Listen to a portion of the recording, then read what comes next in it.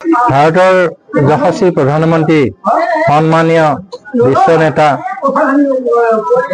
মাননীয় নৰেন্দ্ৰ মোদী ডাঙৰীয়াৰ 125 সংখ্যক মন কী বাত অনুষ্ঠান আজি সাজু কৰিব তোলা সুশাসা আৰু বাওশাখা ক্ৰমে 78 আৰু 79 নং বুথৰ আমি সকলোৱে মিলিত হৈ প্ৰায় 200 জন মানুহে আমি ইয়াত মিলিত হৈছিল। একেলগে সকলোৱে তেখেতৰ ভাষণখিনি শুনিলো। তেখেতৰ ভাষণত আমি আপ্লুত হৈছো। তেখেতে যিখিনি কথা ক'লে আমি সকলোৱে শুনিলো।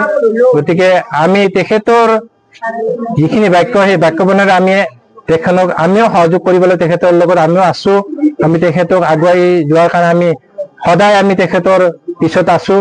দেশ আগুৱাই যাওক। দেশ আগুৱাই নিবলৈ হলে কেৱল মাত্ৰ নৰেন্দ্ৰ মোদী ডাঙৰীয়াই নিব পাৰিব।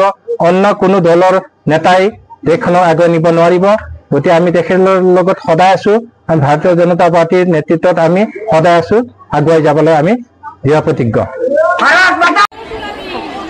হয়, বৰ সৌভাগ্যৰ দিন। আমি সদায় মাহৰ শেষৰটো ৰবিবাৰৰ কাৰণে ৰখি থাকোঁ কেতিয়া আহে আৰু প্ৰধানমন্ত্ৰীৰ মন কী বাতৰ অনুষ্ঠানটো আমি শুনিবলৈ পাওঁ।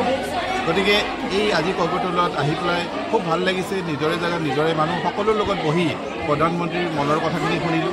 তেওঁ কেনেকৈ চ'লাৰ মহিলাৰ পৰা আৰম্ভ কৰি খেলুৱৈৰ কথা আৰম্ভ কৰি ৱাটাৰ স্পৰ্টছৰ কথা কৰি জম্মু এণ্ড কাশ্মীৰত য'ত সন্ত্ৰাসৰ কথা কৈছিলে তাৰ পৰা গৈ এতিয়া ডে এণ্ড নাইট আপোনাৰ ৱাটাৰ স্পৰ্টছৰ কথা কৈছে। তাৰ লগতে তেখেতৰ যিটো পডকাষ্টৰ ইণ্টাৰভিউ লওঁতে জাৰ্মানীৰ ফুটবলৰ কোচে গৈ পেলাই আমাৰ মধ্যপ্ৰদেশৰ গাঁৱৰ পৰা ল'ৰাখিনিক নিৰীক্ষণ দিবৰ কাৰণে ট্ৰেইনিং দিবৰ কাৰণে জাৰ্মানীত লৈ যোৱাৰ কথা কৈছে।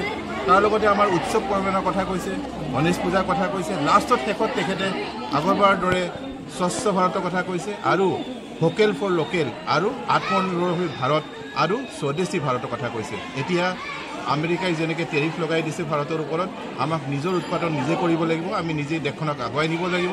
আৰু এনেকুৱা এজন প্ৰধানমন্ত্ৰী যেতিয়া আমাৰ লগত আছে তেতিয়া আমাৰ চিন্তা কৰিবলগীয়া একো নাই। দেশত আছে প্ৰধানমন্ত্ৰী, অসমত আছে আমাৰ মুখ্যমন্ত্ৰী ডাঙৰীয়া ডক্টৰ হিমন্ত বিশ্ব শৰ্মা ডাঙৰীয়া। এই নেতৃত্বত ভাৰতীয় জনতা পাৰ্টীৰ চৰকাৰে সমাজখনক আগুৱাই লৈ গৈছে। নীতি আদৰ্শত আমি কাৰ্যকৰ্তাসকলে সকলোৱে একলগ হৈ আজি মহিলাসকলৰ লগত একলগ হৈ কলকাতাত আমি এটাই দৃঢ় সংকল্প লৈছোঁ, আমি আমাৰ দেশখনক আগুৱাই লৈ যাম আৰু প্ৰধানমন্ত্ৰীৰ এই মন কী বাতে আমাক উৎসাহিত কৰে। Stay informed, stay ahead. News NE 365